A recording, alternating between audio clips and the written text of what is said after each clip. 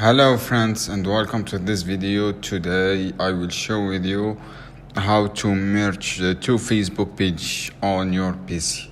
So guys, go ahead on your browse and then just go ahead and paste this link as you can see here, facebook.com/page/merge, and click enter guys, and paste this and merge again facebook./merge. Then you just press enter guys, and basically guys, this is not functioning and will because working of the now, and bet your reason they fix it, you're going to be able to add the name on the page or name of the two page that you want to merge, and then going to continue and following on the screen instruction to pull stuff to pull that off. So let me know on the comments guys. I will help this video helpful for you. Then don't forget to subscribe, share this video for more content. Thanks for watching.